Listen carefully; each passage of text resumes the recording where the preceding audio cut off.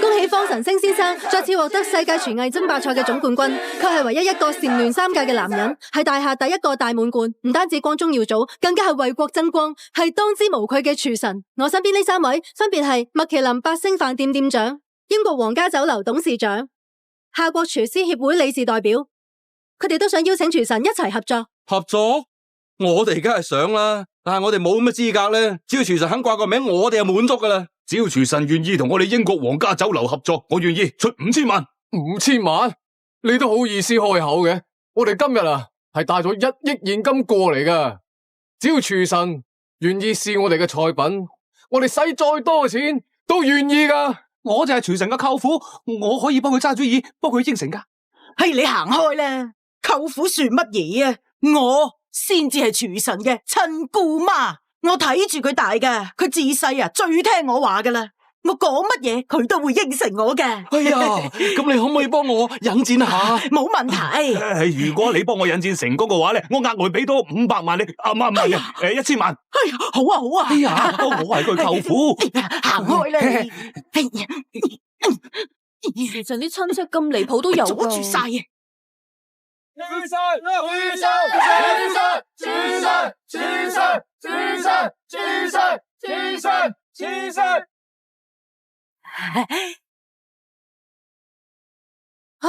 廚神呢？廚神呢？廚神去咗邊啊？廚神唔見咗嘅。廚神失蹤，重磅消息！廚神方晨星失蹤，助理尋找多日無果。廚神究竟去咗邊度？登上人生巔峰之後失蹤，生死成謎。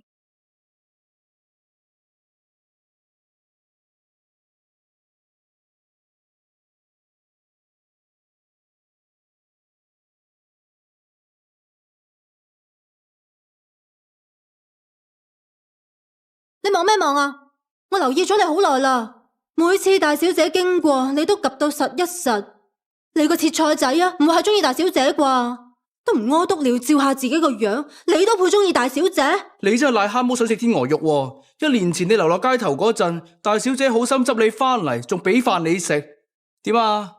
你而家呢啲咧就叫飽暖思淫欲啦！大小姐中意嘅人唔單止要廚藝高超、英俊瀟灑，仲要心懷大義，可以為國爭光，就好似廚神咁啊！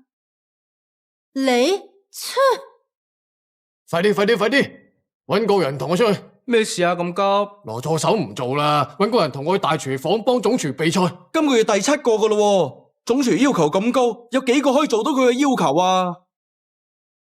主要今日係餐飲協會黃會長請國際餐飲行業嘅巨鱷李海特先生食飯。如果我哋飯店搞彎咗黃會長怪罪落嚟，我哋實聽俾人炒啊！黃會長，黃守山，乜佢都做到會長？你度講乜嘢啊？嗱聲啦，邊個同我去啊？不如等阿星試下，佢係我哋幾個切菜切得最叻噶。佢得唔得噶？你咪話阿星可能真係得啊！佢嚟咗足完年幾啦，做咗咁耐都未俾人鬧過噶。好，就你啦，你行啦，跟落嚟啦，搵到啦，就係佢。佢？哎呀，佢點得啊？佢切菜嘅啫嘛。咦？呢條友咪係一日到黑及住小碌嘅死人砧板佬？佢做到啲乜嘢啊？總廚黃會長又吹上菜啊！哎呀！嚟切個蓑衣青瓜，快啲去啦，阿星啊！快啲！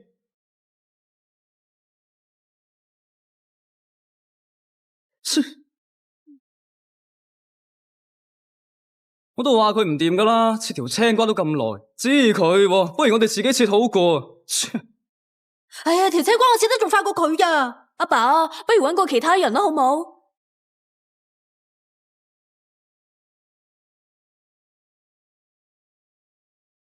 呢種多飯唔使啦，就佢啦。阿爸，師傅啊，唔好講啦，嚟唔切噶啦，冇時間啦。阿星，你負責幫陀石啦。你叫佢嚟幫我啊？今日盞陀手掕腳。哎呀，快啲啦，冇時間噶啦，快啲做嘢啊！快啲啊！開始啦！尖椒爆炒牛肉，貴賓中意食辣，呢個係我哋精心為佢準備嘅指天椒，要用滾刀切，如果唔係，形狀唔靚嘅。牛肉要去腥切絲，每條絲都要切到均勻，長短要一致，咁樣同指天椒搭埋，個賣相先靚。吓？好，跟住切乜嘢啊？你呢個僆仔，你再炒多個餸啊！快啲去！喂，你啊，咪以為師傅俾你揸鑊鏟就好巴閉，搞清自己係咩位置啊！哼！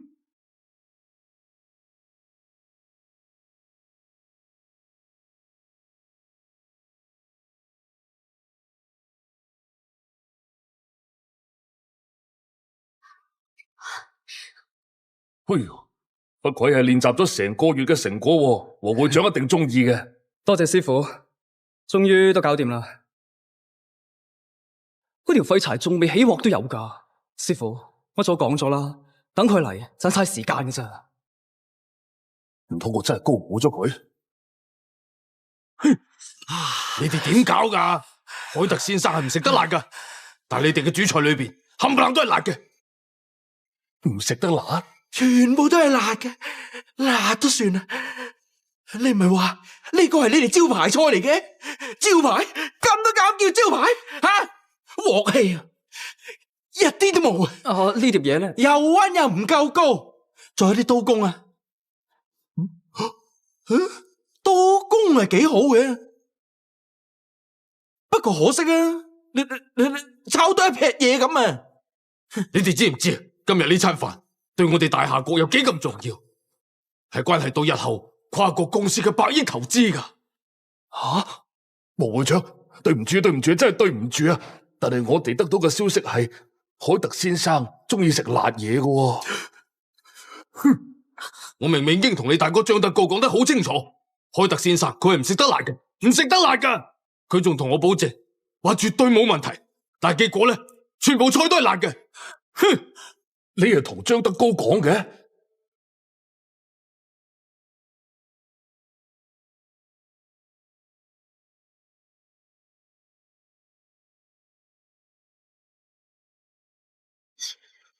志遠啊，志遠，我尋日千叮囑萬叮囑，叫住你唔好放辣。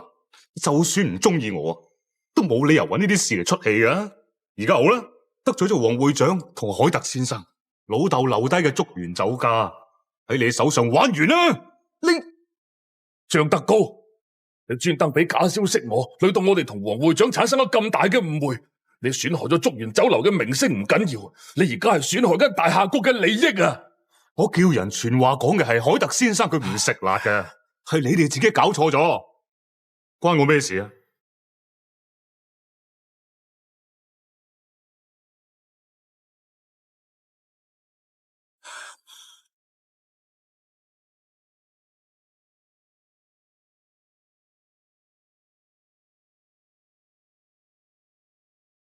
誒，海特先生，呢啲咁嘅垃圾，你千祈唔好擺落口度啊！我對你哋大夏國嘅餐飲啊，真係好失望啊！吓，碟餸唔係阿星炒嘅，佢攞出嚟做乜嘢啊？吓，你做砧板嘅啫，做乜攞你炒嗰碟餸出嚟啊？你知唔知而家咩場合啊？你係咪有心搞事啊？我冇聽錯嘛？你哋竟然揾個切菜嘅新仔煮嘢俾黃會長同海特先生食，兄弟，你係咪喺廚房炒菜炒懵咗啊？弊啦，阿星今次撞板啊！呢啲咁嘅豬手連你自己都唔敢食啦，好意思攞出嚟招呼啲貴賓？係意外嚟噶。意外？呢啲咁嘅嘢你哋自己敢唔敢食？你食？你食啊？定你食啊？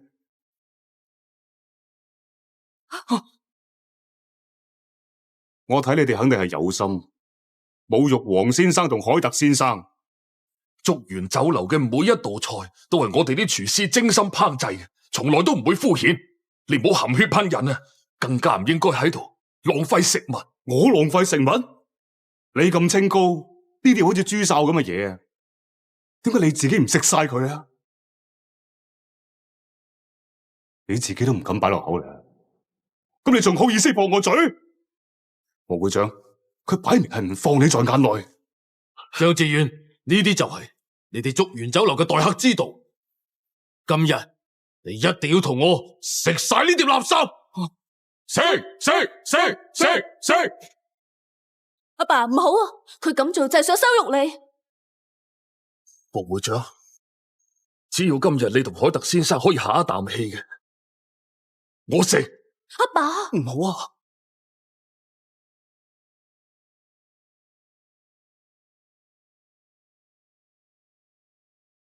祖傳唔好食啊！啊！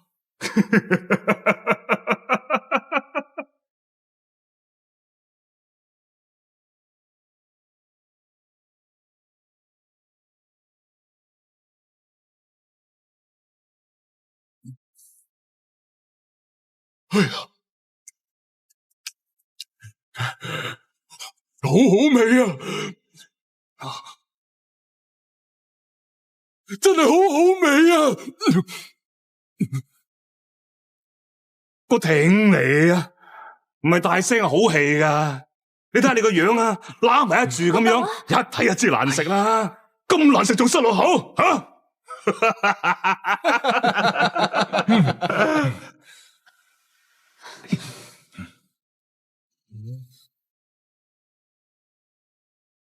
黃會長，我呢個兄弟咧又唔識做人，煮嘢又麻麻。呢間酒樓雖然係姓張，但論到真本事咧，始終都係要靠我。哦，我使重金請咗3位頂級高手，乜嘢菜都識煮，保證令到海特先生滿意。海特先生冇咩其他愛好，只係痴迷美食，而且海特先生仲係一位超級嘅美食專家，佢嘅要求好高好高嘅。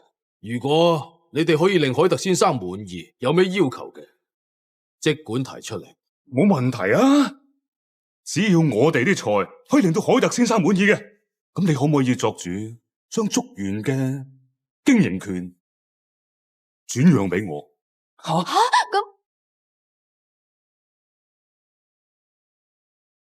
冇問題啊！只要你可以令海特先生滿意就得啦。唔得噶，黃會長，我係俾張德高陷害嘅，你可唔可以俾一次證明實力嘅機會我？竹園酒樓要向張德高發起生死擂。師傅，唔好啊！阿爸，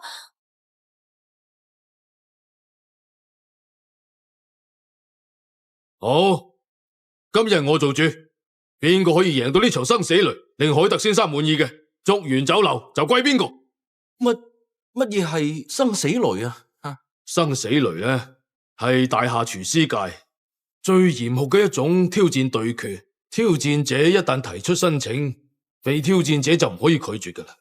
如果挑戰成功，就會得到廚師協會嘅大力扶持。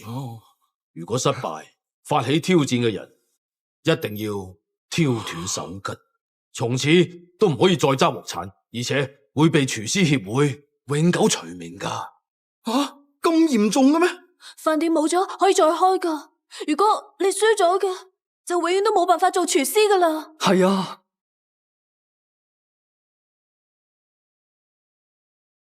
如果我哋手擂成功，係咪就可以保住竹園呢？咁梗係啦。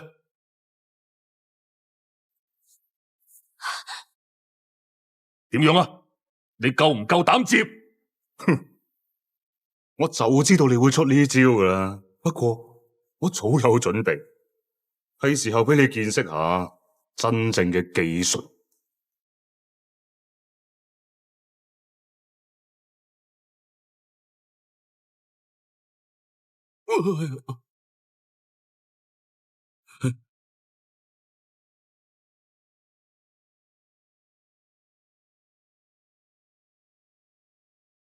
第一輪呢，係要俾基本功、刀功。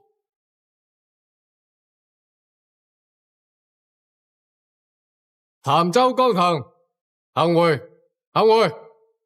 潭州姓江嘅，唔通你係江御廚嘅傳人？冇錯，家師就係御廚江成風。咩話？御廚居然係江成風嘅徒弟。江成風係邊個啊？好犀利啊！江成風係御廚世家嘅傳人，江家素以刀工而聞名，各種刀法用得出神入化。江成風嘅廚藝可能唔算係最強嘅，但係講到刀工，江家認第二，冇人夠膽認第一噶啦。伯爺喺邊度請咁犀利嘅高手翻嚟啊？阿爸點算啊？我哋呢度刀工最犀利嘅就係大師兄啦，但係同江成風嘅徒弟比，可能都係。江成風固然好見，但唔代表佢徒弟都咁犀利。師傅，等我俾啲顏色佢睇下。你唔得嘅。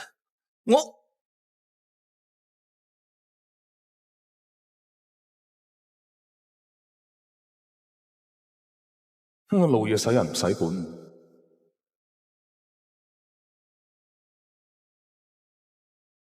咁我一於試下。喂，你做乜嘢啊？你係咪嫌我哋今日仲唔夠丟架啊？咪就係咯，呢啲場合幾時輪到你去啊？快啲翻嚟啦！阿爸，你唔好理佢啦，叫大師兄去，我哋仲有贏嘅機會啊！但係你叫佢，我哋一定會輸噶。總廚點解唔叫大師兄去嘅？唔通有後長？總廚咁樣安排，可能有佢自己道理。哦，我知啦，總廚可能唔想提前暴露大師兄嘅實力，所以先叫嗰個切菜仔去做炮灰啊！在下江騰，御廚江成風嘅傳人，夏國刀工比賽連續3屆冠軍。你係咩人啊？報晒名來。在下喺竹園酒樓負責切菜嘅。切菜嘅？你哋竹園酒樓真係睇唔起我啦！我堂堂御廚嘅傳人，居然叫我切菜嘅同我比試？切菜嘅？張志遠啊，張志遠，你哋冇晒人啦咩？下個切菜嘅上場，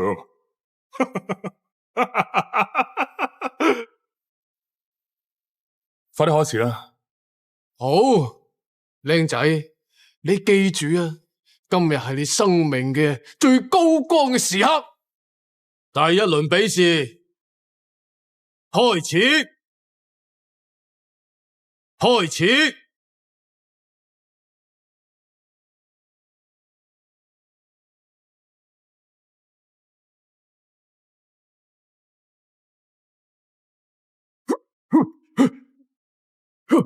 真係型，真係好型啊！呢啲就係御廚江家嘅雕刻手法啦，真係大開眼界啊！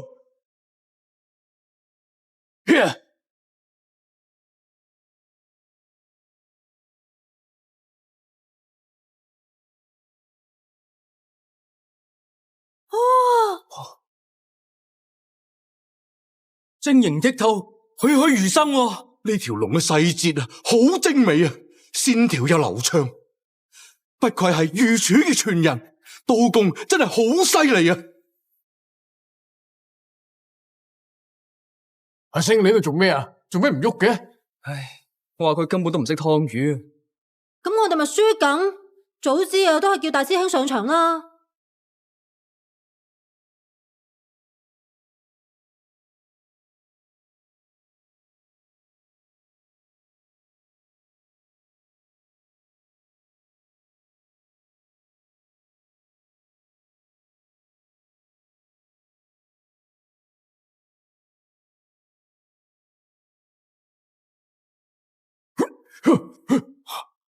啲魚片薄到好似一片片透明嘅絲綢咁啊！不愧係御廚嘅傳人啊！切，咁都叫刀工，咪出嚟獻世啦！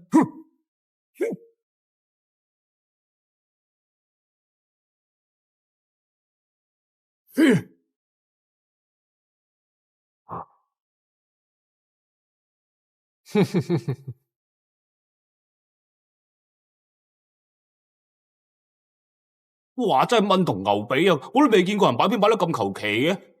唉，真係點見人啊！阿星，快啲落翻嚟啦！係真唔係呀？佢啲魚片仲厚過我切嗰啲啊！師傅啊，呢個就係你選擇唔信我，都要俾個死乞衣上場嘅後果。唉，算啦，最後2場都係要我出馬。哇！咁搞，贏得好輕鬆㗎喎。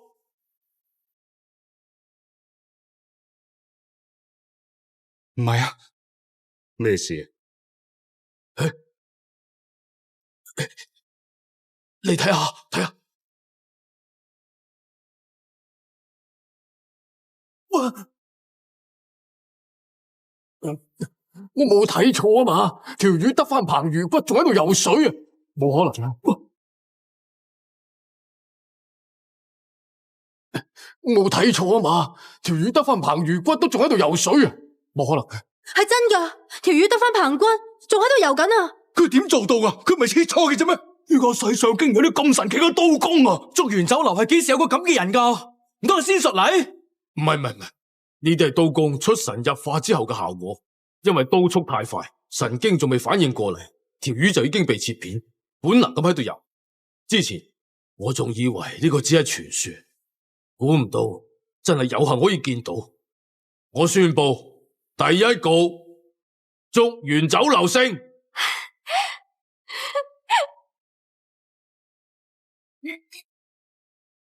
估唔到佢仲有啲咁嘅本事啊！奇任巧技嚟啫，都唔係正路。一個真正嘅廚師應該好好鑽研自己嘅廚藝，而唔係將精力放喺呢啲歪門邪道上面。如果碟餸整得難食啊，就算搞埋晒啲古靈精怪嘅嘢，佢都永遠係個砧板佬咋。大師兄講得啱啊！我睇阿星都係撞彩嘅啫。如果唔係，點會到而家都仲係切菜仔啊？你搞乜嘢啊？我嘥咁多錢請你嚟，你竟然連個廚房切菜都你贏唔到？冇可能嘅，佢竟然識。你究竟係邊個啊？你咁嘅廢物，同我撚！我就俾你哋得戚多陣。第一場你哋咁啱撞彩贏咗嘅啫，咪咁得戚啊！跟住落嚟，我會打到你哋跪喺度哀我。第二場比試吊湯，時間係一炷香。楊師傅，你要出盡全力教訓佢哋。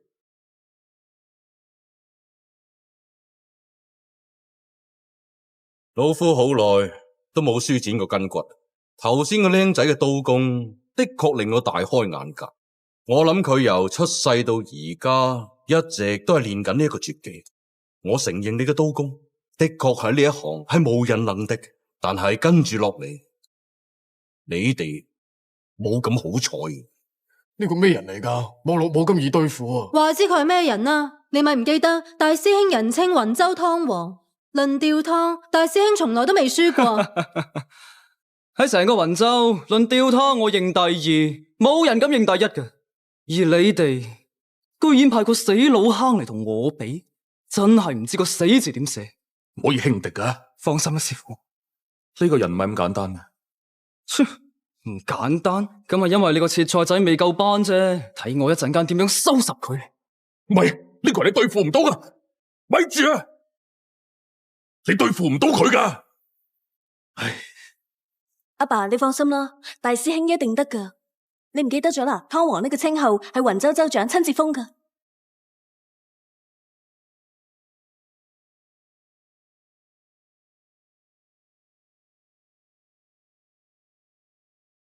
我諗翻起啦，佢係楊琪啊！佢練就咗一身霸道嘅氣波功，曾經用氣波功嘅內力嚟吊湯，未嘗一敗。不過佢嘅勝利唔光彩，佢中意喺比賽嘅過程入邊出埋啲揦雜招，用氣波功傷人，普通人根本就睇唔出噶。呢個人真係好惡毒啊！但係吊湯點解要內力噶？女啊，你仲未到家，所以你唔明啊。真正嘅頂級高手，佢哋吊湯嘅方式係用內力嚟催谷火候，咁樣先至可以逼出食材當中嘅精華，令到佢哋完美咁融入湯汁。廚神就係因為將內力催谷火候嘅技巧運用到極致，先可以做到任何嘅菜品都完美咁鎖住食材嘅鮮度，將每一道菜嘅口感都停留喺極致美味嘅嗰一刻。但係呢個楊琪竟然劍走偏鋒，用氣功干擾甚至傷害對手，就係因為佢惡意傷人，所以先會俾廚師協會除名嘅咋。咁大師兄咪會好危險咯？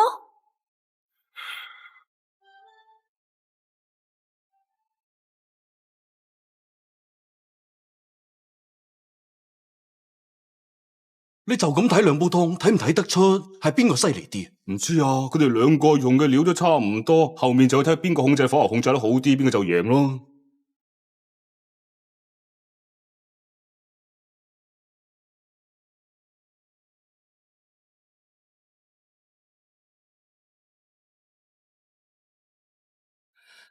四郎坑，我原先仲以為你好勁添，而家睇落你好似冇咩料啫。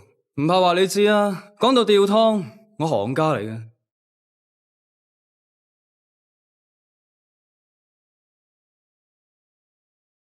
弊啦！吓？哇！點解啲火突然間變到咁猛噶？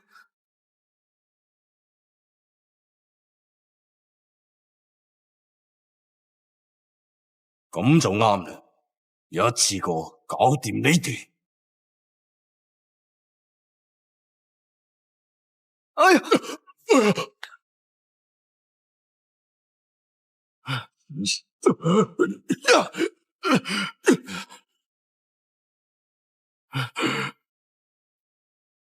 吓！你做乜嘢啊？你想做乜嘢啊？邊個叫你突然間走出嚟拋台噶？你黐線噶！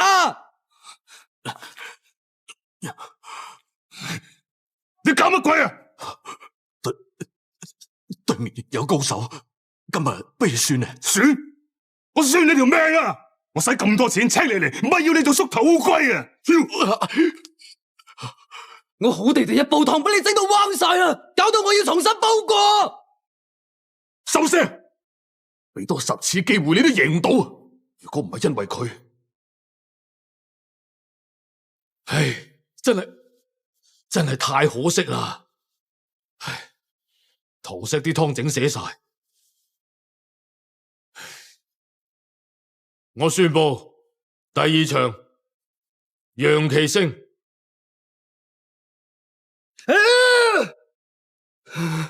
本來呢盤贏硬嘅，本來呢盤贏硬嘅，就因為你輸咗啊！如果唔係因為你突然間衝上去搗亂，大師兄根本就唔會輸。以後唔好黐埋我哋度。阿星，你今次真係撞板啊！我話你聽，竹園酒樓同師傅，如果因為你嘅愚蠢有啲咩3長2短嘅話，就算你死10次都賠唔起啊！師傅，下一盤無論如何都要贏。輸咗咪輸咗咯，賴一個細嘅做乜嘢？無論你哋搞咩花神，今次輸硬。哼，最後一場我一定贏。最後一場你哋唔使旨意，我真正嘅王牌仲未出嚟啊！今日竹園酒樓我要硬啊！你嘅手巾我都挑硬啊！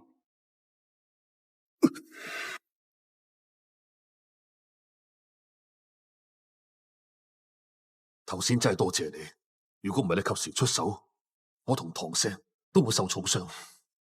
好嘢喎！第3場不設限，2隊挑選2個人上場，協同合作煮出一道菜，由我哋嚟做評判。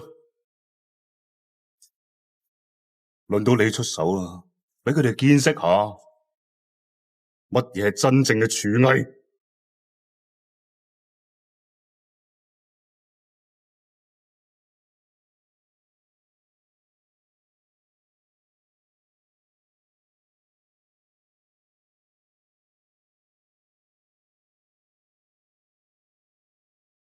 呢個係咩人啊？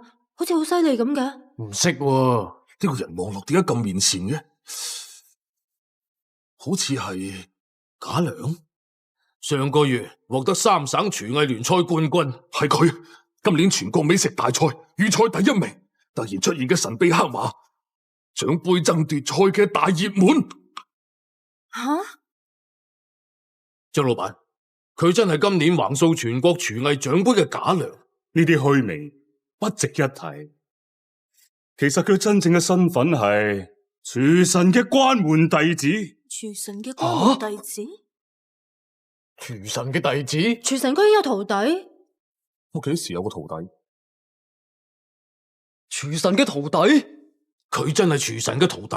當然啦，我使咗半副身家，專門喺京都請佢過嚟。賈師傅得到廚神嘅真傳，佢已經學識咗9成9嘅本事，亦即係話佢就係大夏國下任嘅廚神。阿爸，呢件事你點睇？我呢個大哥雖然成日中意用埋晒啲揦詐招，但係佢冇咁嘅膽量揾人冒充廚神嘅徒弟嘅。佢請得到江騰同埋楊琪咁樣嘅高手，請到廚神嘅徒弟都唔係咁出奇啫。你知就最好啦。我勸你都係即刻認輸，唔好輸得咁肉酸，燒大人個口啊！哼，廚神個徒弟咁又點啊？我自問學藝10幾年，從來都冇對手。就算係廚神親自降臨，我都唔驚。不得無禮！久聞廚神風采，今日有幸可以同廚神嘅徒弟一較高下，就算係我哋輸，都雖敗猶榮。冇錯。可以同我同台競技係李光榮啊！開始啊！第3場開始，而家請各方請出一位主廚同埋副手。師傅，我嚟做你副手，呢一個我哋一定要贏翻。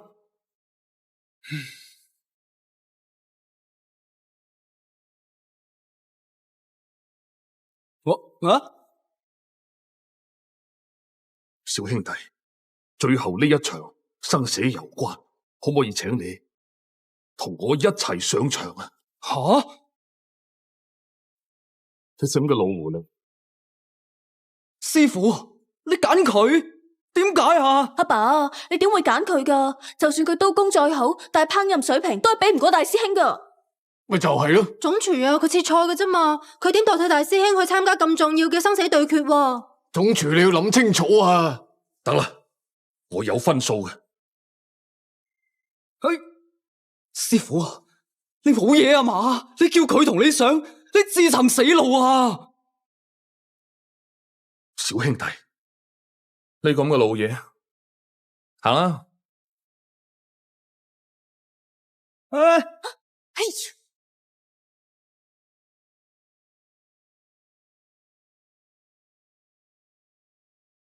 在下竹園酒樓張志遠。張總廚，你真係俾呢個切菜仔同你一齊迎戰最後呢一局啊？你係咪應該要考慮清楚啲啊？多謝黃會長，但係我心意已決。佢真係癲咗啊！俾個切菜仔上場啊！橫掂都輸硬啦，咁咪盤劈咯。我覺得竹園酒樓啊，今次點比都輸梗啊！你雖然係一個經驗豐富嘅廚師，但係同我比，你未夠班，不如早啲翻屋企瞓覺，咁樣起碼唔使咁丟架啊嘛。我當然唔夠膽同廚神嘅徒弟相比，但係今日同你比試嘅唔係我，而係佢。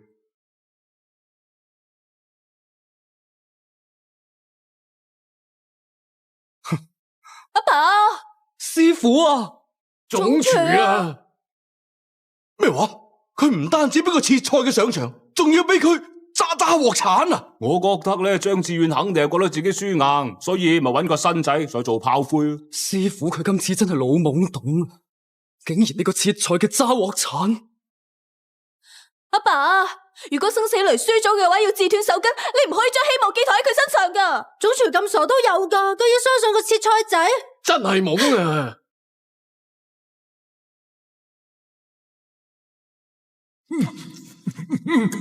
好味啊！我記得佢話好好味嘅喎。咪住！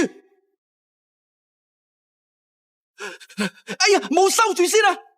既然你哋輸唔切，我就唯有成全你哋。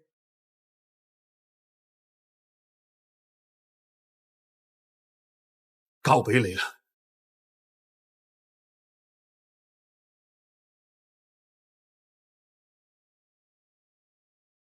哇！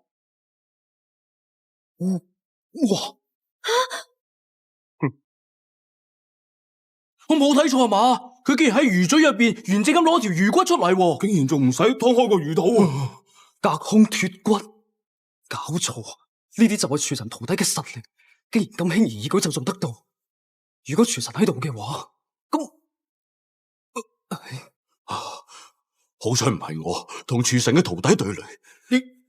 我就算學多100年，都去唔到佢嘅水平嘅。呢個咪魚腹藏龍，不愧係廚神嘅徒弟啊！啲手法同廚神一樣咁精彩。黃會長，呢味餸有咩講究呢？呢味餸稱為天下第一鮮，係非常考驗刀工同火候嘅。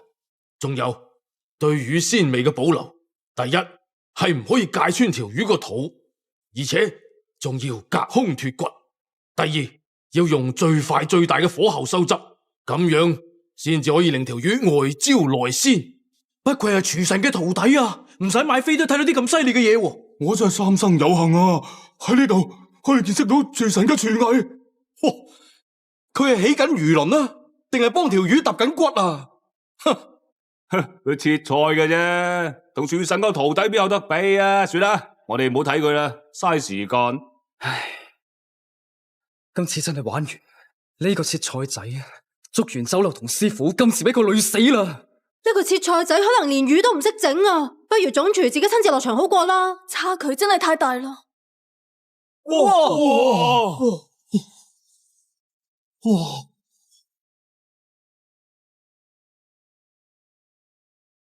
咩話？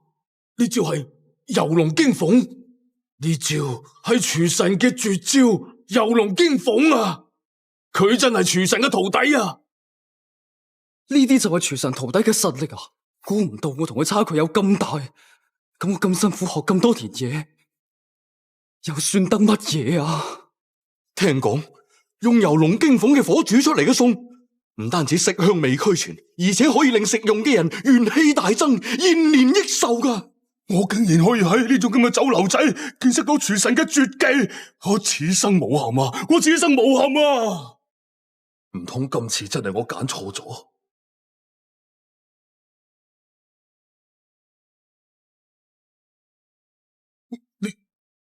你喺度做乜嘢啊？魚腹藏龍啊？咩話？你都學廚神嘅徒弟做魚腹藏龍？佢嗰啲叫咩魚腹藏龍啊？魚腹藏蟲啊，差唔多。唉，算啦，都係我自己揀嘅，唔怪得任何人。啊！你哋睇下佢喺度做緊乜嘢？竟然想學人哋魚腹藏龍？計我話咧，佢嗰啲叫魚腹藏蟲至啱啊！冇錯啦，佢都唔知咩手法嚟嘅，有冇可能做到魚腹藏龍啊？真係關公面前耍大刀，自取其辱啊！我反而覺得呢個僆仔幾醒目啊！呢個機會幾好啊，仲可以當面偷師廚神徒弟嘅技術。唔對路，唔對路，我硬係覺得好事啊！黃會長，勝負已分，宣布。好，我宣布第3局廚神徒弟勝，呢間竹園酒樓就歸你啦。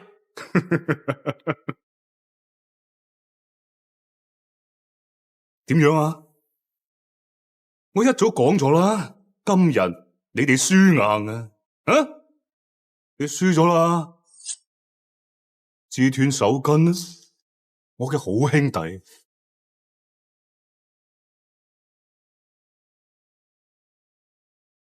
自斷手筋，我嘅好兄弟。點啊？張總廚敢講唔敢做啊？當初係邊個話要俾生死雷？係邊個有信心話要保住竹園酒樓嘅呢？你輸咗，仲輸得咁徹底，快啲兌現，自斷手筋。師傅，做咩啊？堂堂竹園酒樓嘅主廚，居然係個貪生怕死之徒！斷手！斷手！斷手！斷手！斷手！斷手！斷手！斷手！斷手！斷手！斷手！師傅，阿爸，你哋係唔係啊？喺邊度咧？就係你啦！快啲，唔好抵賴！張志遠，願賭服輸，生死雷嘅規矩就係咁噶啦。既然你挑戰失敗嘅，咁就要自斷手筋。好。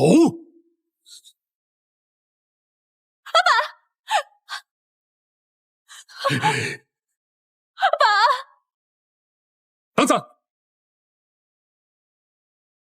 我嘅魚腹藏龍已經搞掂，而家可以開始評比。又係你呢個切菜仔，你啲咁嘅山寨貨咁攞出嚟獻醜，呢度唔輪到你講嘢，攬出去。夠啦！你而家仲想攞呢碟菜嚟羞辱我哋啊？小兄弟，你現場學嘅魚腹藏龍點同廚神嘅徒弟相比啊？更加唔好提佢嘅絕技游龍驚鳳啦！佢唔係廚神嘅徒弟，頭先嗰招亦都唔係叫游龍驚鳳，頭先嗰招亦都唔係叫游龍驚鳳。你喺度亂噏乜嘢啊？你唔好噏得就噏啊！佢唔係廚神嘅徒弟，唔通你係啊？你啲咁嘅低級切菜仔，同賈師傅玩鞋都冇資格。你再亂講嘢，跟住我連你條脷都剪咗佢。呢個切菜仔真係黐咗線嘅，居然為咗竹園酒樓擘大眼講大話都有嘅。廚神個徒弟頭先明明用咗游龍驚鳳呢招絕招，有冇可能係假嘅？後生仔，飯可以亂食，但係說話唔可以亂講嘅。頭先我哋大家都親眼所見，佢展現嘅就係廚神嘅絕招游龍驚鳳。我講過，嗰招唔係游龍驚鳳。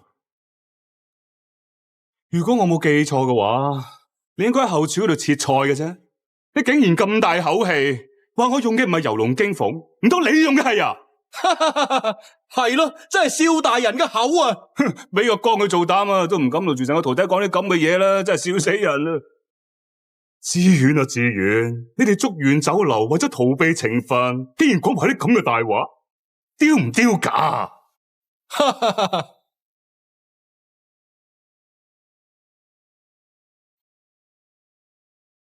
算啦，呢件事唔關你事嘅，你快啲走啊！就係佢啊！揾到啦，揾到啦！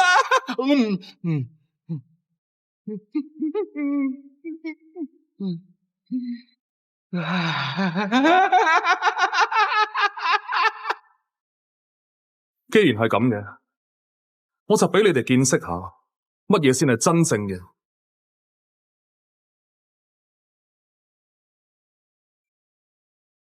游龍驚鳳。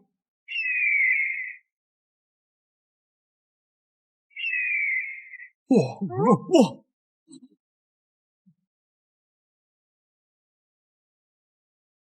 我醒起啦，佢就係。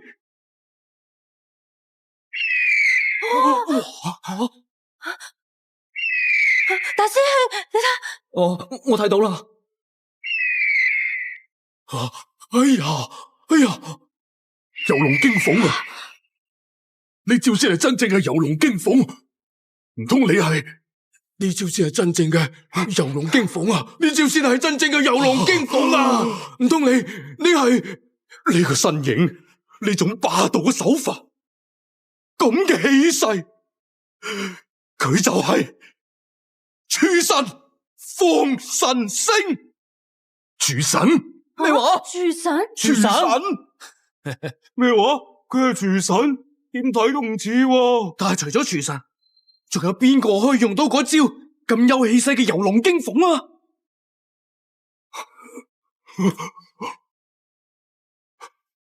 佢係廚神，玩完啦！佢點會係廚神啊？佢點會走嚟呢種地方啊？冇啦，今次冇。佢點可能係廚神啊？但係佢頭先真係使出咗游龍驚鳳喎，太震撼啦！係啊，阿星居然係廚神，我仲日日同佢一齊切菜。阿星你咁啊唔啱啦，都唔同我講聲嘅。先生，你係我偶像嚟噶。雖然我唔係你徒弟，但係我真係好有天分噶。我煮菜你見到噶啦，請你收我為徒啊！哼！我從未見過如此厚顏無恥之人，唔知醜。冒充廚神嘅徒弟俾人拆穿咗，仲唔快啲走啊！居然仲要求廚神收你為徒，哎呀，賈良，你都冇排貨，頭先真係俾你呃到啊！你係死呢條心啦！廚神係唔會收你咁嘅人做徒弟嘅。廚神，我係三省聯賽冠軍，全國廚藝大賽預賽嘅第一名，決賽我都有信心贏噶。廚神，我有天賦噶，你收我為徒啦。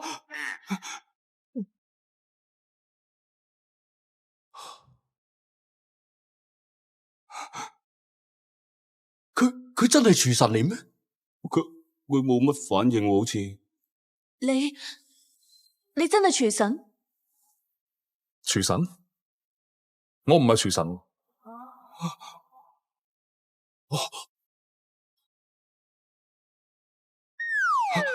有乜可能啊？可以使出咁精彩嘅游龍驚鳳，你唔係廚神，咁仲有邊個係啊？係啊，你就係廚神啊！哎呀，弊啦！頭先啊，我都仲未等廚神煮完未餸，我就宣布咗嗰個冇牌貨徒弟獲勝啊！咁點算啊？哎呀，今次得罪咗廚神啊！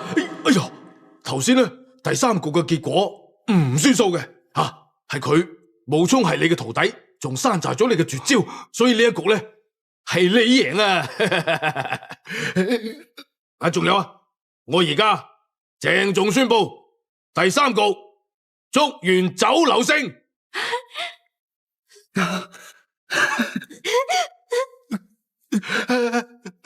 你呢個牆頭草，太好啦，阿爸，你嘅手保住咗，我哋嘅竹園都保住咗啦。多謝廚神相助，如果唔係有你，我同竹園睇怕都玩完啦。以前多多得罪，請你多多包涵啊！頭先我仲打咗你一巴，真係好對唔住啊！多謝你保住咗我哋嘅竹園，等我阿爸仲可以繼續做廚師。對唔住啊！你都係唔好咁快多謝我住，未開始評比嘅。啊！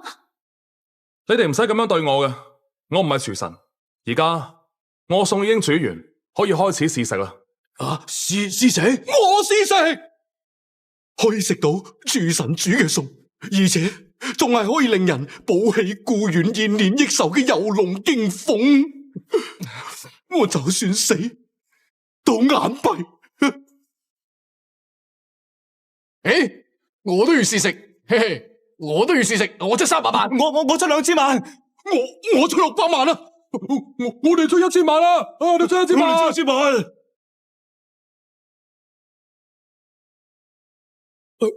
喂，留翻啲。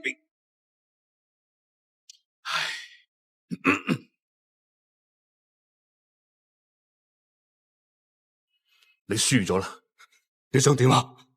我哋兄弟一場，本來唔應該搞到咁樣嘅。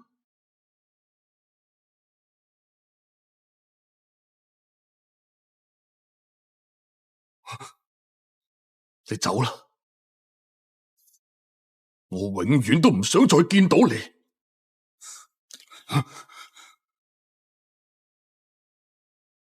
阿爸，你咁易放過佢，唔驚佢以後再嚟搞事咩？佢已經得罪咗廚神，我諗佢喺餐飲界都冇得繼續撈噶啦。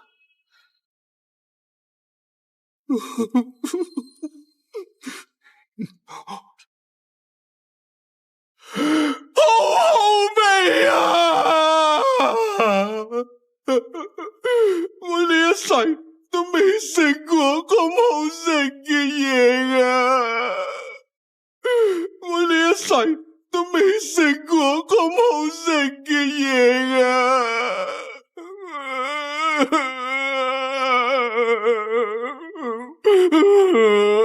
唔怪得可以蟬聯3屆世界廚藝大賽啦！佢咁樣嘅手藝啊，蟬聯100年都冇問題啊！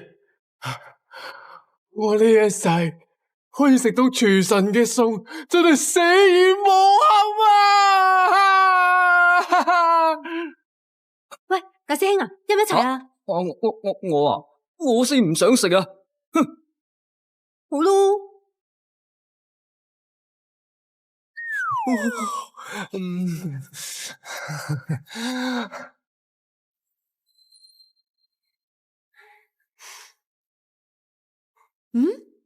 人呢？阿爸，我去搵佢。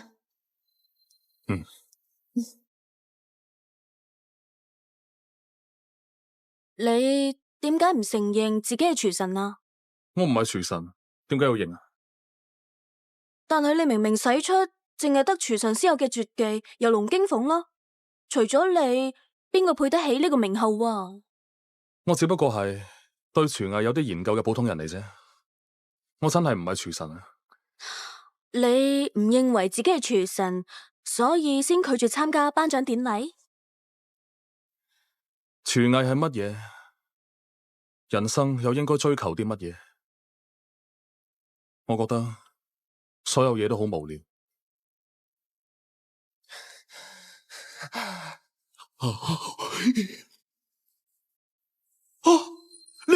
呢碟餸係廚神煮嘅？係啊，頭先嗰碟香菇油菜都係佢煮嘅。係啊，都係佢煮噶。你話俾我知，佢喺邊度？佢喺邊度？佢喺邊度？哎呀！佢喺邊度啊？佢喺邊度啊？少爺，我確定佢就係方神星。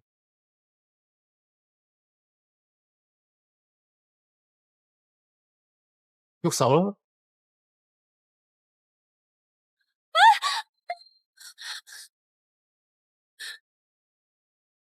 冇點錯相就係佢，喐手！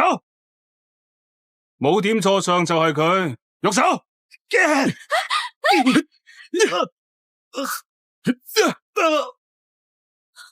快啲走！走啊！你小心啊！我會叫人。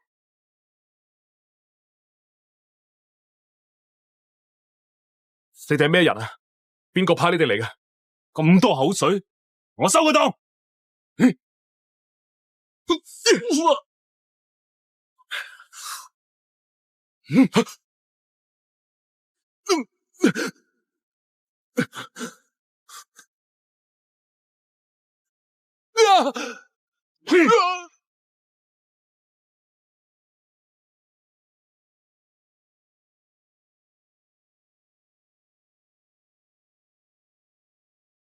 同我廢咗佢對手。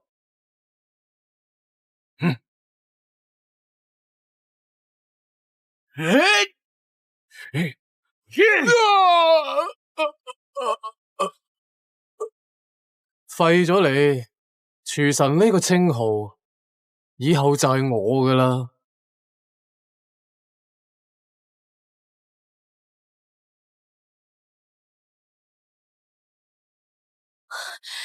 人呢？頭先明明坐喺度噶。你講嘅人喺邊啊？人呢？我唔知啊。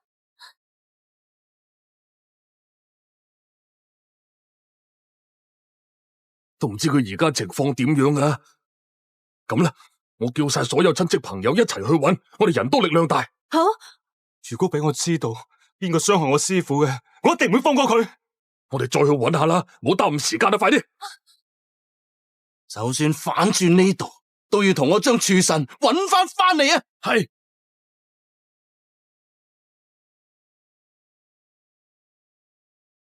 唉，死乞兒，爛啦！唉，走，唔好阻住做生意啊！走啊！走啦！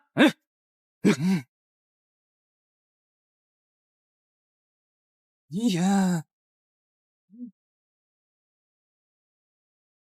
死乞兒走啦，阻住做生意吓！唔好阻住晒啊！走！後生仔，睇住啊！我見你喺度遊蕩咗好多日，肯定係肚餓啦。嚟，食個包啊！趁熱食啊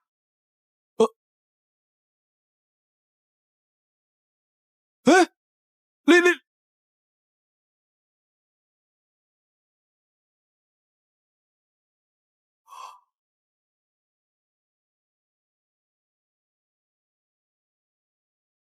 哎呀，真係好陰功啊！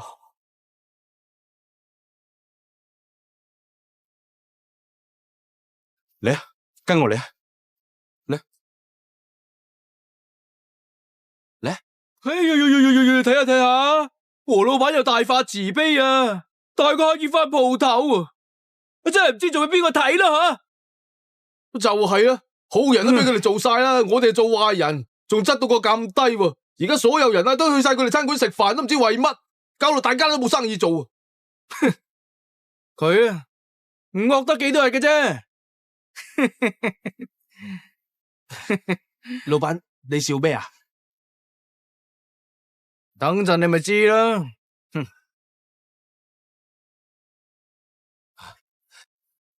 我就叫和久元，你叫咩名啊？嚟，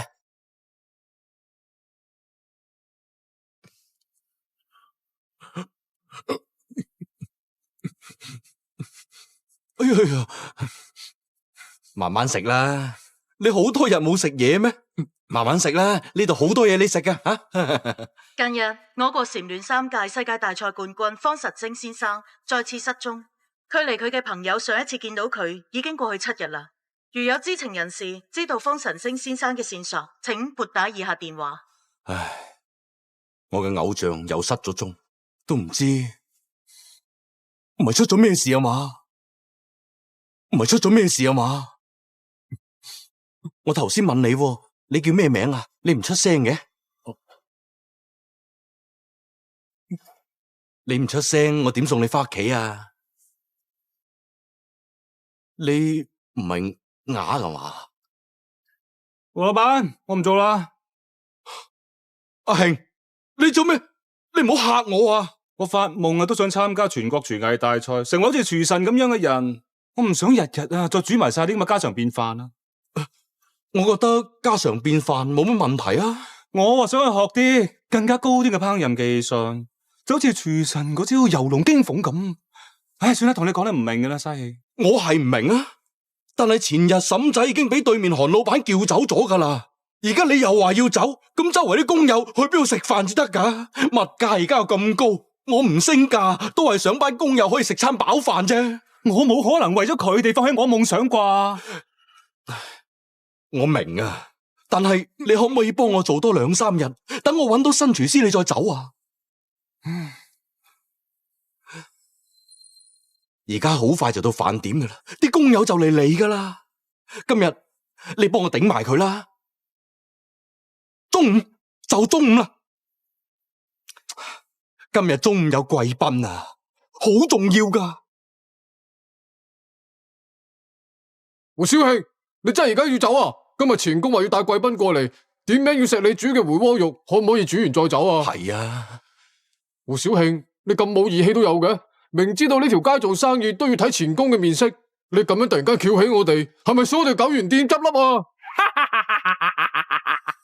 小劉啊，講得啱啦。韓老闆得罪咗前公，生意好難做噶啦。所以咧，小慶師傅，快啲跟我過去啦！一陣間前公一到，你好好地炒碟回鍋肉俾佢，食到佢舐舐嚟。胡小慶，佢咁講即係咩意思？唔通你要好似嬸仔咁跳槽去佢嗰度啊？黃老闆，人往高處走，好似小慶師傅呢一啲咁有廚藝天賦嘅人，梗係要參加全國廚藝大賽啦。咁啱，我間鋪頭咧就有更高端嘅食材同埋更加先進嘅設備。小慶師傅要嚟到我間鋪頭先有進步嘅。胡小慶，你真係好唔知醜啊！想當年你走投無路，係黃老闆俾碗飯你食嘅，而家你有毛有翼啦，唔單止唔識感恩，反而仲要飛起老闆。我唔想日日喺度煮埋啲大鑊飯啊！咁對我參加全國廚藝大賽一啲用都冇啊！只會嘥我時間。小慶師傅，我鋪頭嘅主廚咧係上屆全國廚藝大賽嘅前10名，你只有嚟我間鋪頭先至可以學到真本事。你哋都係唔好耽誤小慶師傅嘅前途啦。小慶，既然你都已經決定咗啦，咁我都唔阻你啦，你扯啦。走啦走啦，快啲走啦！老闆，我知你心地好，但心地好唔可以當飯食噶，更加唔可以賺錢。仲有啊，以後唔好亂咁執啲人翻嚟。走啦，唔使理佢哋。估唔到胡小慶係啲咁嘅人嚟噶，韓老闆又係，為咗逼我哋執笠，將我哋啲員工全部挖走晒。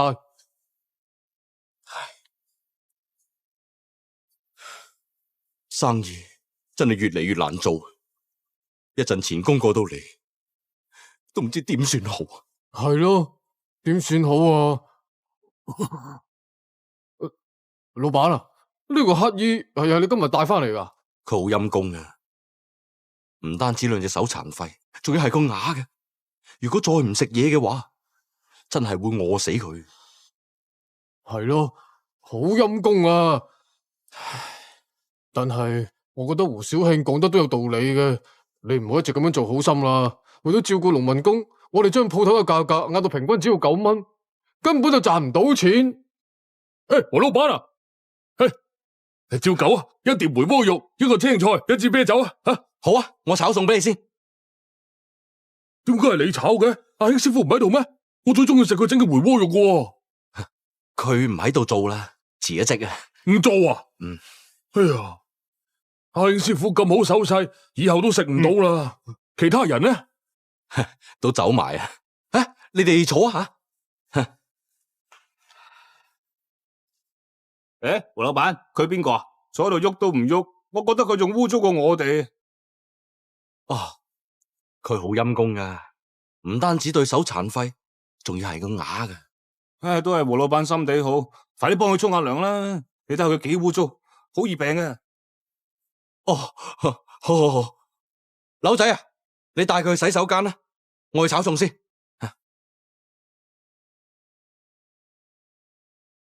你自己識唔識洗噶？算啦，我幫你啦。青椒咧，柳仔切好青椒未？嚟啦！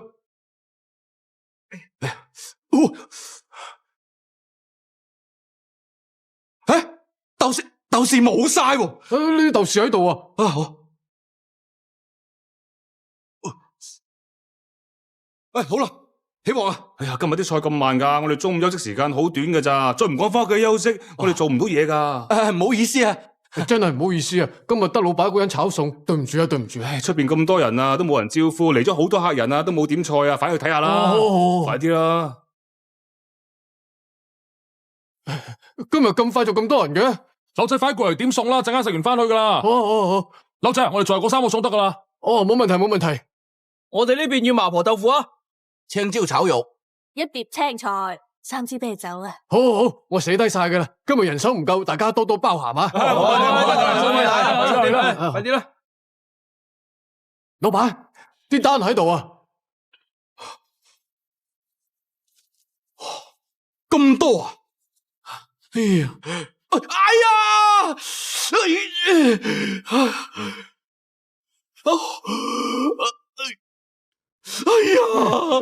快啲沖啲凍水啊！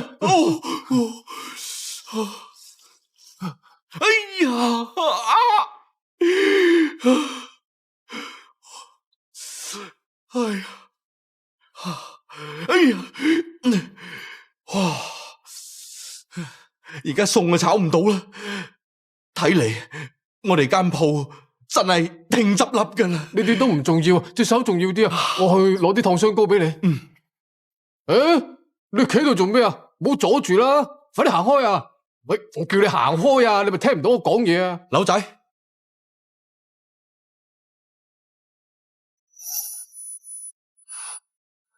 喂，你冇事嘛？今朝執佢翻嚟嗰陣，都係10問9唔應啊！你做乜嘢啊？你好頭痛啊？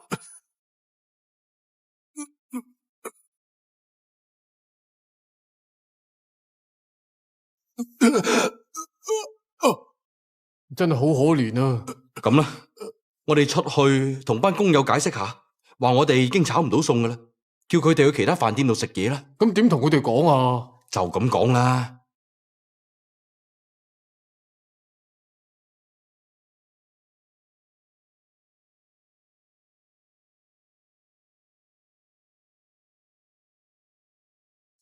我話你知啦，呢啲唔瞞得人嘅。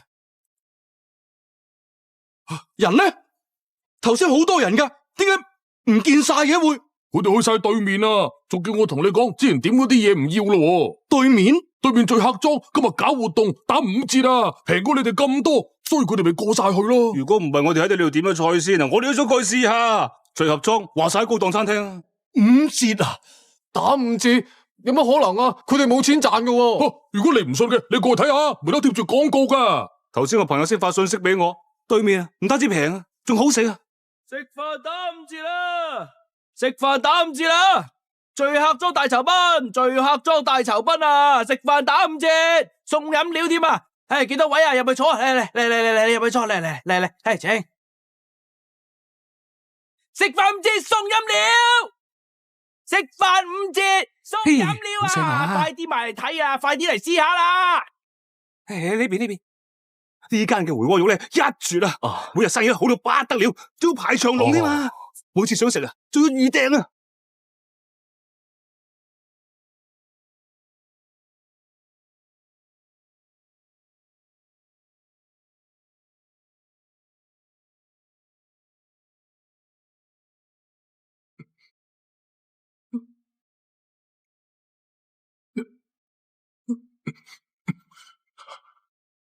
錢公，咦，講咩啊？今日拍烏蠅啊？錢公真係好對唔住啊！胡小慶今日突然間劈炮唔撈，我隻手咧今日拋鑊嗰陣唔小心辣親，今日可能唔可以招待你同呢位貴賓啊！苗老闆，唔好意思啊，係我準備不周啊！我仲知道另外一間味道唔錯噶，一係我哋去嗰度食咧。你明知道我最中意食回鍋肉，先應承跟你過嚟嘅，結果咧，你而家玩嘢啊！我都估唔到噶嘛！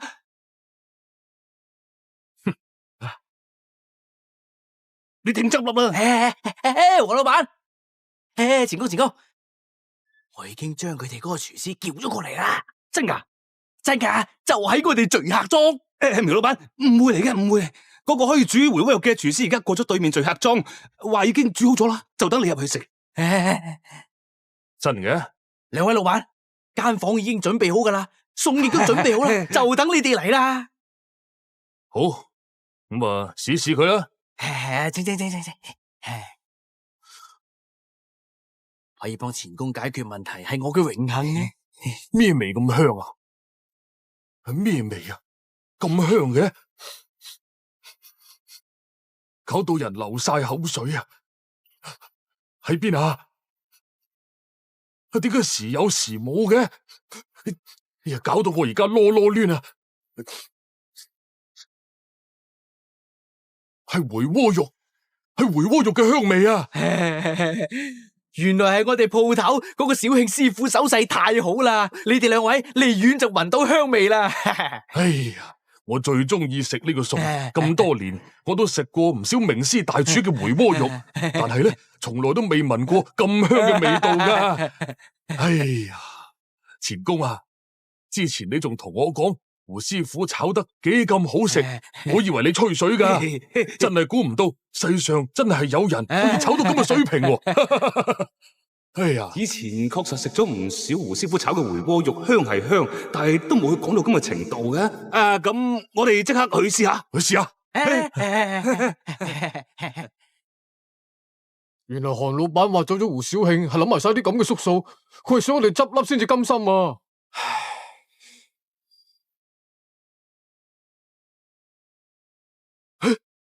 你聞唔聞到好香咁啊？肉香味啊！我一早聞到啦，我見你面色唔係咁好，就冇同你講。呢個香味好似係我哋鋪頭度傳出嚟噶，就係我哋鋪頭傳出嚟嘅，去睇下啦。好，兄弟，炒多碟俾我啊！快啲啊！係啊，整多條啊！整多碟，整多碟，整多碟，整多碟，整多碟，整多碟，整多碟，整多碟，整多碟，整多碟，整多碟，整多碟，整多碟。做乜咁人齊啊？佢呢個師傅手勢好好啊！佢炒嘅回鍋肉啊，仲好食過阿慶師傅炒嘅回鍋肉啊！回鍋肉，真係好好食啊！喺邊度啊？頭先嗰碟俾我哋清晒盤啊！佢做咩入廚房嘅？佢識炒餸嘅咩？佢有乜可能識炒餸啊？但係好香喎，就係呢隻味啊！我頭先聞到嘅就係呢隻味啊！黃老闆，你今次執到寶啊！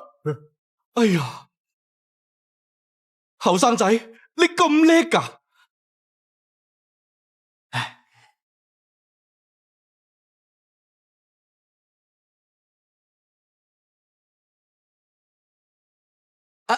苗老闆，起塊，試下。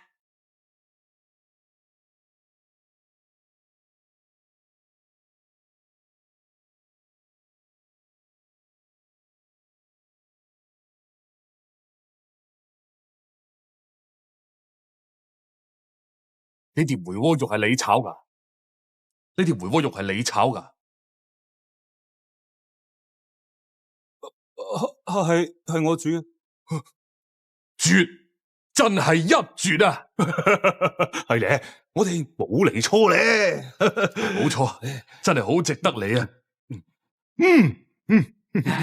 真係年少有為，少年天才啊！梅窩肉咧係川菜之首，硬菜中嘅硬菜。你年紀輕輕可以炒得出咁好味嘅梅窩肉，前途不可限量啊！多謝苗老闆咁讚我。我聽韓老闆話，你想參加全國嘅廚藝大賽喎。冇錯，係啊。我啊最中意人才嘅，你咁優秀，我一於俾個推薦名額你。真係噶，多謝苗老闆，我個叩頭俾你。係啊，多謝苗老闆啊。阿琪啊，呢碟梅窩肉咧係好味嘅，但係同頭先我哋喺出邊聞到嘅香味完全唔同㗎喎。你試下啦。係咯，同頭先嗰隻味唔同喎。何老闆，弊啦，我哋啲食客去晒對面嘅九元飯店啦。搞乜嘢啊？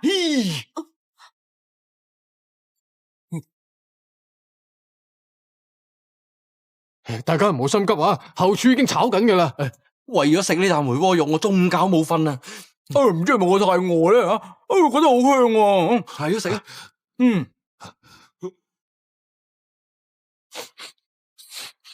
啊。就係呢隻味，頭先我聞到嘅就係呢隻味啊！係啊，就係呢隻味。佢唔係話今日炒唔到菜嘅咩？我哋去廚房睇下，睇下咩事。係，去廚房睇下。我要請呢個大廚做我私人廚師。行開啦！點會咁香嘅？搞乜嘢啊？呢個姓黃嘅幾時炒咁叻嘅廚師翻嚟噶？冇可能揾到新嘅師傅噶，唔通係黃老闆佢親自炒嘅？廚房種地，唔歡迎你哋，快走啊！你都話死埋一邊啦！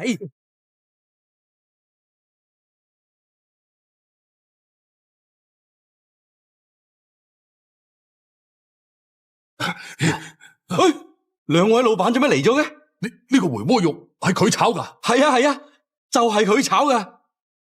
哎呀，真係人不可以貌相啊！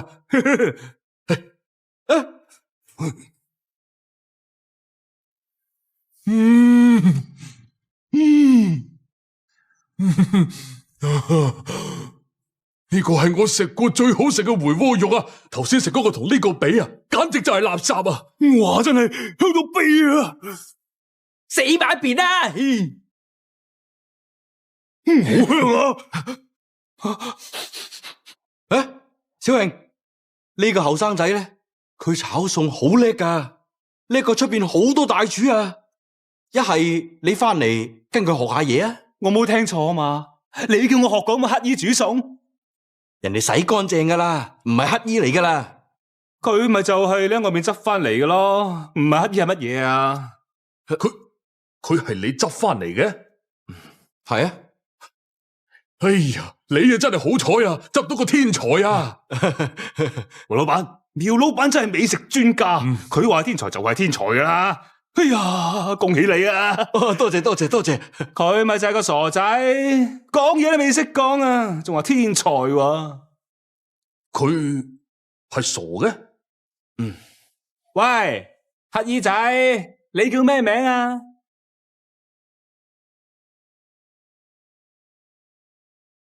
唔出聲啊？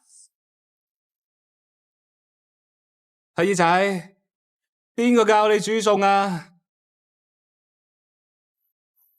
啊你，佢隻手可惜啦，唔怪得炒餸咁慢啦。佢咁嘅款啊，學人煮餸？原來係個殘廢嘅傻仔啊！何老闆，我仲以為你又揾到乜嘢秘密武器添。佢唔會淨係識煮回鍋肉啊嘛？胡小慶，韓老闆，你哋唔好欺人太甚啊！佢就算係個淨係識整回鍋肉嘅傻仔啊，都整得好食過你。唉，算啦，我哋都係走啦。我哋唔使同啲傻仔計較噶喎。再講啊，你唔係諗住靠呢個殘疾嘅乞衣翻身係嘛？姓胡嘅，我話你知啊，冇咗胡小慶，你哋間飯店乜嘢都唔係，遲早執笠啊！以我經驗嚟睇咧，佢隻手啊係俾人哋打跛嘅，可能係得罪咗人啊。哎呀，咁呢方面係前公有經驗啲啊。呢邊係佢隻手仲有冇得醫咧？如果真係殘廢嘅，咁啊真係太可惜啦。係啊，佢隻手傷成咁樣，仲可以炒到咁好食嘅餸。如果佢隻手好返啊，肯定炒得更加好食啊！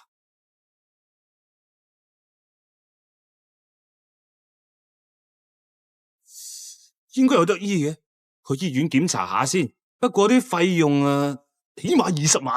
啊，20萬啊！胡老闆，我勸你咧就盡快啦，再拖多幾日咧，佢隻手啊真係救唔翻噶啦。胡老闆，我知你心地好，但係佢係乜嘢人，得罪咗邊個，你都唔知道，你唔好惹禍上身啊！算啦。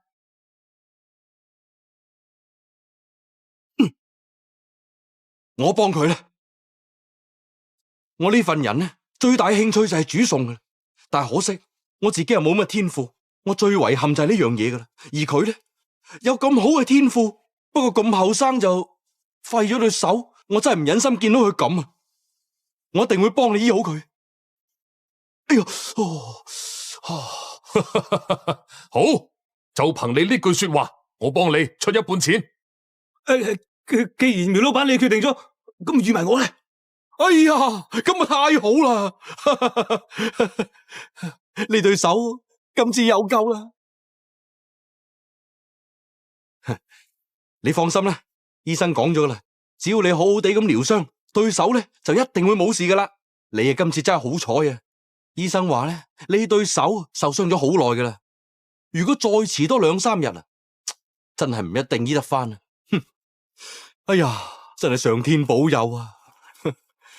唉，不過咧，而家我哋飯店就唔夠人手，開唔到鋪。誒，但係我哋可以整飯盒去工地賣噶。我哋從朝早就開始煮，咁樣就可以保證嗰班工友可以食到又平又熱辣辣嘅飯。誒，你見唔見到啊？雙子塔嚟喎。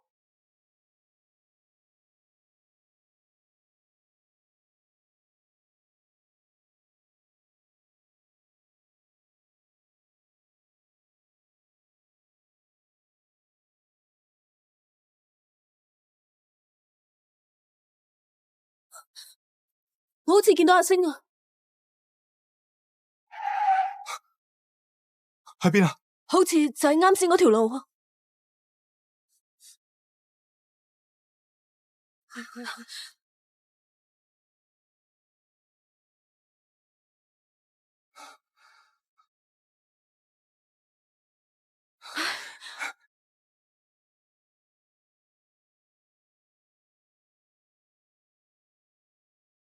師傅，你到底喺邊啊？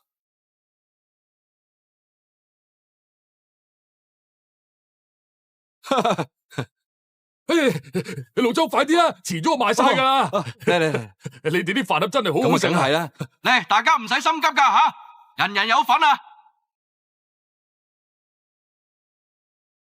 啊，好，你嘅一盒啊，好，慢慢食啊吓，唔夠飯嘅話可以過嚟裝飯噶。黃老闆啊，我哋翻山呢個比賽場館咧，下個月就搞掂噶啦。我聽講咧，舉辦嘅第一場比賽就係大廈全國廚藝大獎賽，佢哋話第一名嘅獎金啊有成千萬噶。啊？你哋廚師手勢唔錯啊，可以去試下噶。萬一攞到個大獎咧，係啊，幾好上。我哋就係賣飯盒嘅啫嘛，參加乜嘢比賽啊？係慢慢食啊。哦，好啊。好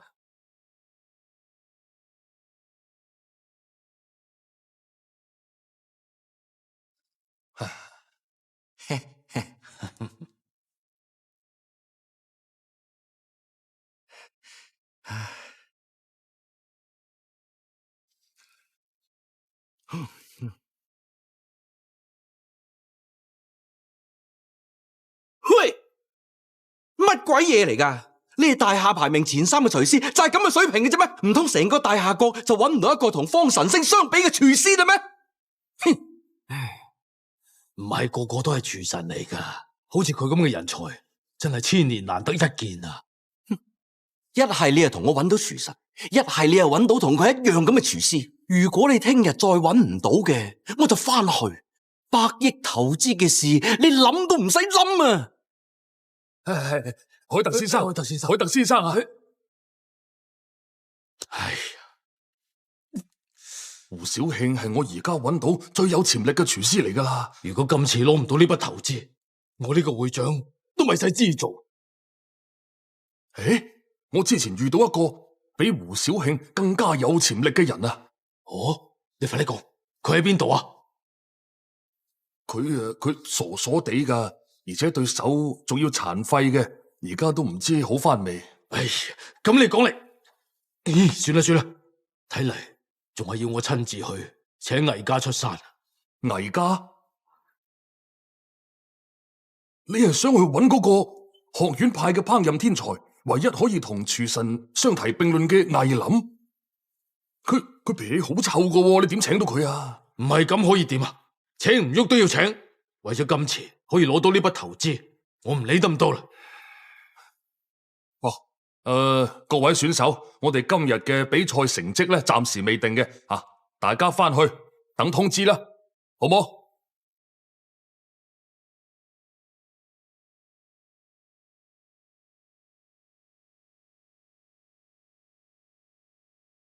好好食啊，都係呢檔回鍋肉正。就係呢隻味啊，真係食極都唔要。後生仔，你隻手好翻未啊？唔，我唔係買飯盒噶，我係問你隻手好翻未啊？而家炒到嘢未啊？哎呀，呢個後生炒嘅回鍋肉啊，簡直係直擊靈魂啊！如果俾佢炒個餸俾海特先生食，可能投資嘅事就有希望啦。後生仔，你幫我炒份回鍋肉好唔好啊？哎呀，後生仔，我之前仲出錢幫你醫翻對手個，你唔可以反轉豬肚就係屎噶！你今日一定要幫我至得啊！唔該你啊！後生仔，哎呀嚟啦！海特先生，海特先生，我幫你揾到個人，肯定可以煮到你滿意嘅菜品嘅。廚神？廚神？喺邊啊？哎呀，廚神啊！我揾你揾得好辛苦啊，廚神。佢係廚神？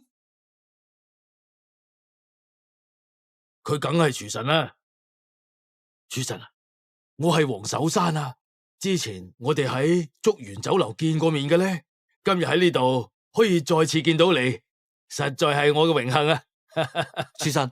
如果你願意煮幾味我中意食嘅菜咧，100億投資就交晒俾你。海特先生，你已經同意咗，只要我可以做到令你滿意嘅菜，呢筆投資就由我哋魏家嚟管理。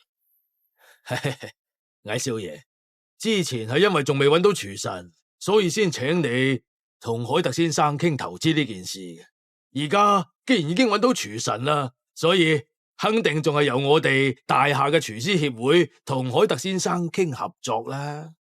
咁大口氣，仲要想獨吞管理權？海特先生，你食過廚神煮嘅菜，但係仲未食過我嘅，唔通你唔想知道邊個嘅手勢更加好咩？邊個更加有資格嚟管理呢筆投資咩？咁梗係廚神煮得更加好食啦。佢係世界廚藝大賽嘅3連勝大滿貫喎，咁仲使比嘅？你確定以佢而家呢個樣，仲可以煮到啲好嘢出嚟咩？究竟發生乜嘢事？我都唔知道廚神佢發生過啲咩事。我遇到佢嘅時候，佢已經傻傻地啦，而且對手仲俾人廢咗添。佢而家咁嘅樣，仲點同我鬥啊？好顯然呢筆投資更加適合我哋魏氏嚟管理。唔係，廚神仲炒到餸啊！你唔好喺度講笑啦！我係咪講笑？俾試下咪知道啦。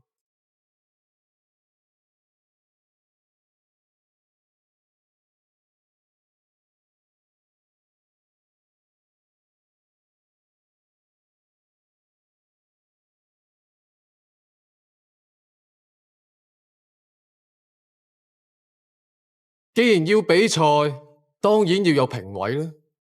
但係為咗防止你哋偏袒方神聖，我建議等在場所有嘅觀眾嚟做評委。好，冇問題。我都冇問題。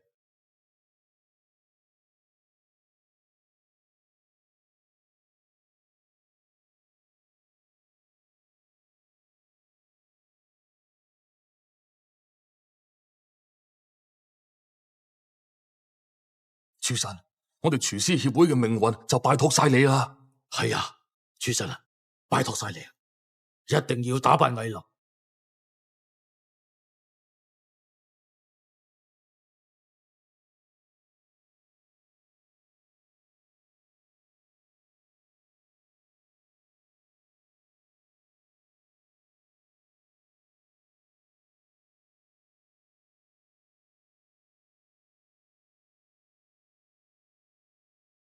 廚神佢之前究竟遭遇過咩事呢？點會變成咁樣噶？而家已經好翻好多噶啦。我啱啱見佢嗰陣時，連鑊鏟都揸唔穩啊！點解會咁樣噶？我哋點樣贏啊？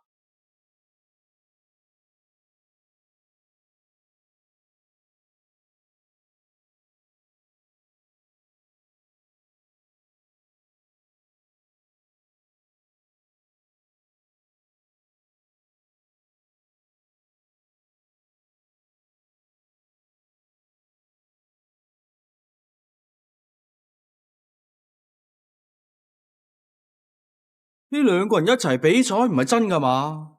呢位一睇就係大師級別，而呢位係廚師嚟嘅咩？呢個人好面善喎，喺邊度見過呢？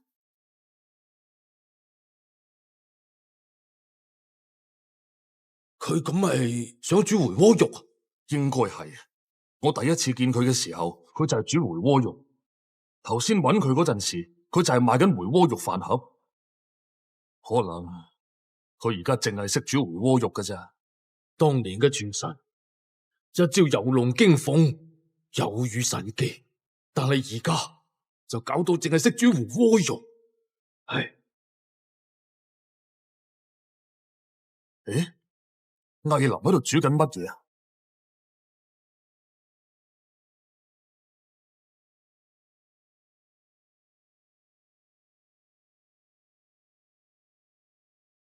睇佢個樣係想整香煎塔魚啊！呢道菜係西方國家嘅一道名菜，距離而家已經有400幾年歷史噶啦。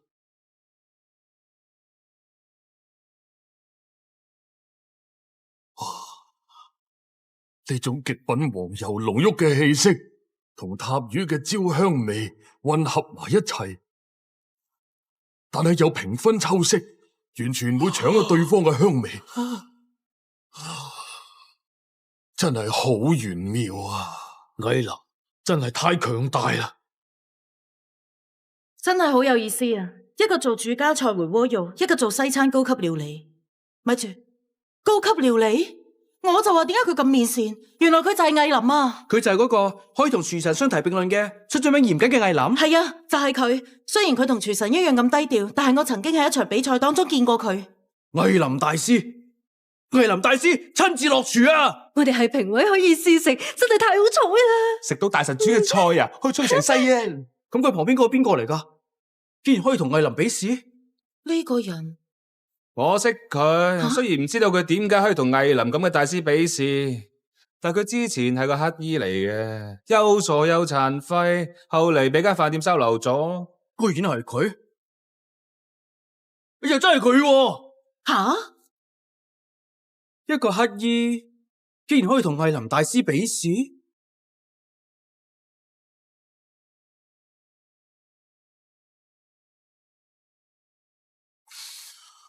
好香啊！呢陣就係我最中意嘅回鍋肉嘅香味啊！果然不愧係廚神啊！隻手搞成咁，仲可以炒出咁高水平嘅菜，真係仲有機會贏咩？呢個魏林真係太強啦！聽天由命啦！你係話佢就喺入邊？係啊，入咗去好耐都未出嚟啊！我哋入去揾下啦。太好啦，師傅，我嚟啦！等埋我啊！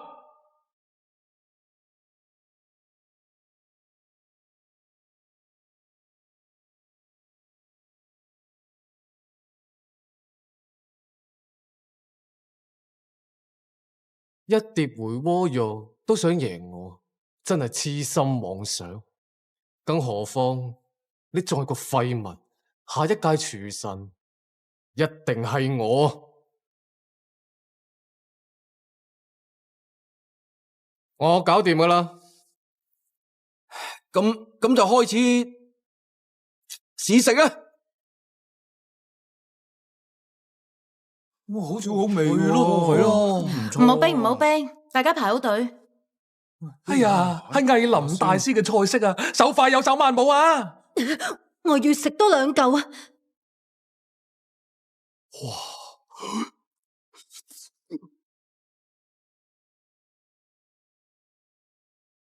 哇，食都未食就冇晒啦！咪係咯，整多碟啦！一道菜淨係可以試食一次，你哋可以再去試食第2道菜回鍋肉。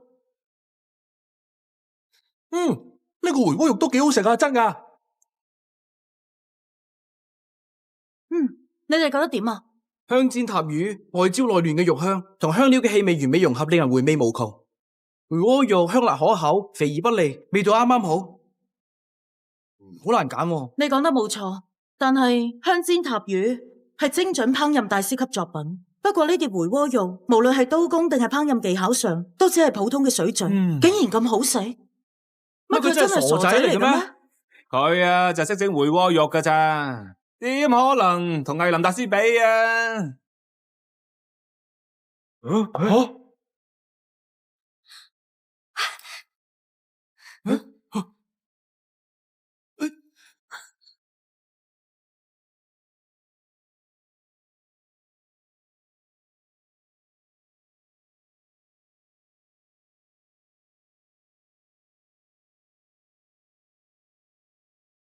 阿星，我終於揾到你啦！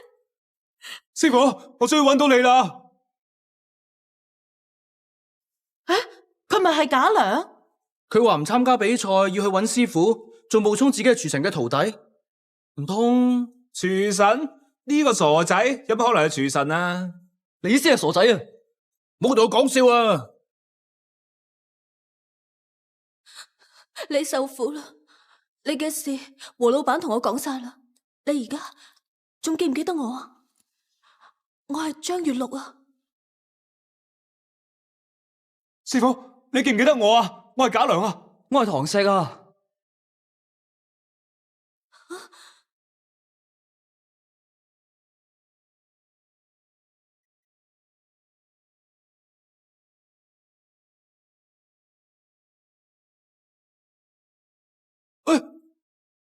佢有反應啊！佢平時除咗煮餸咧，乜都唔理啊！我頭先見到佢有反應嘅。你係咪記翻起我啦？吓？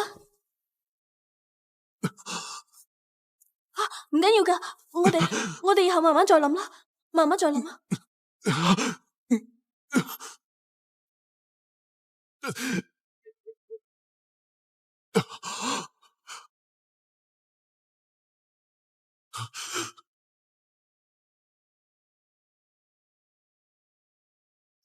同我廢咗佢對手。阿星，阿星，我諗翻起啦，真係嘅，師傅諗翻起啦，師傅諗翻起啦，係啊，佢終於諗翻起啦。你終於諗翻起啦，阿星。各位評委，而家兩道菜已經品嘗完畢，請大家踴躍投票，將手中嘅筷子擺喺認可嘅菜品下邊。投票兩道菜都咁好食，仲難過高考啊！你搞咩啊？回鍋肉好食啲，香煎塔魚食得多實漏噶。都係香煎塔魚高卡啲，好食啲。回鍋肉都食咗咁多年啦，一啲新鮮感都冇啊！回鍋肉，香煎塔魚，回鍋肉，香煎塔魚，回鍋肉啊，香煎塔魚啊，回鍋肉好食啲，香煎塔魚好食啲啊！香煎塔魚好食啲，肯定係香煎塔魚，香煎塔魚你哋啊！揀一個日日食，你哋揀邊個啊？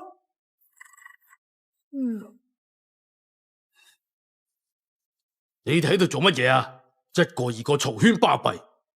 大家唔好再嘈啦，快啲投票啦！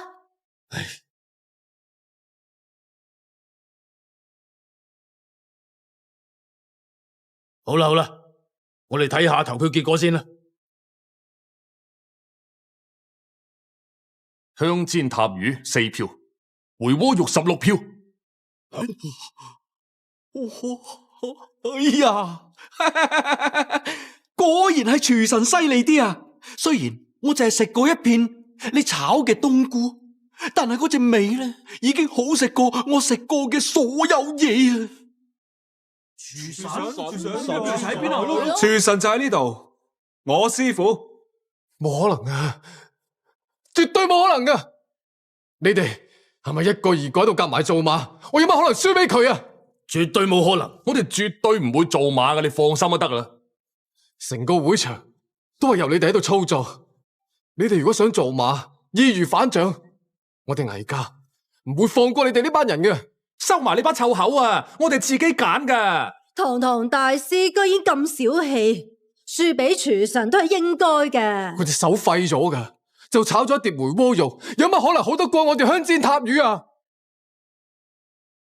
因為回鍋肉食落令人感覺更輕鬆、更純粹、更簡單。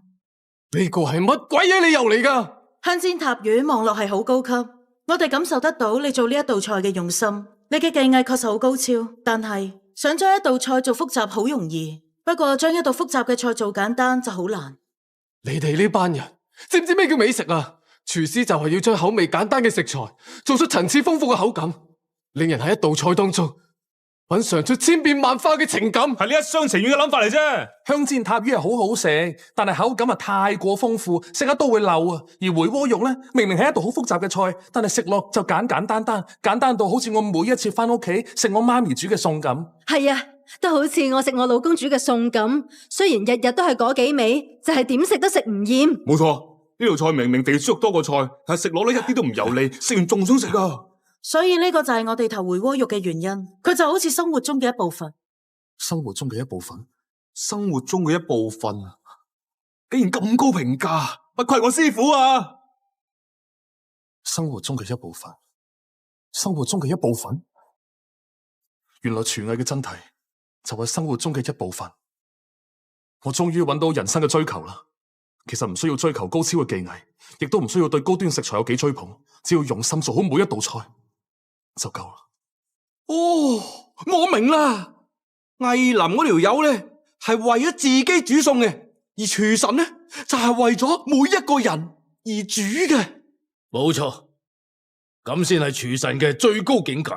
廚神，你嘅記憶真係恢復翻啊！恢復翻啊！多謝你之前幫過我。唉，不過我依然認為我唔係廚神。我只不過係對廚藝有啲研究嘅普通人嚟啫。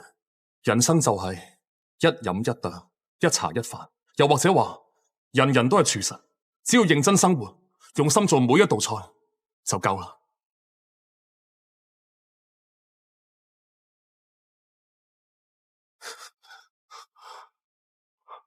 我竟然輸咗，我竟然又輸咗俾你。你唔單止輸咗比賽，你嘅人生都玩完啦。我哋知道晒係你傷害咗阿星，我哋已經收集咗足夠嘅證據，一定會將你繩之於法。我唔甘心，我有乜可能會輸俾一個殘廢啊？呢個咁嘅魏林，完全都未夠班，成個腦淨係得輸贏兩個字嘅啫。輸贏就係最重要嘅。和九元啊，和九元，你真係死好命啊！之前執到個胡小慶，而家又執到個廚神，呢個世界俾你玩晒啊！原來係我理解錯，仲傷害咗廚神添。行啦，翻去煮下飯。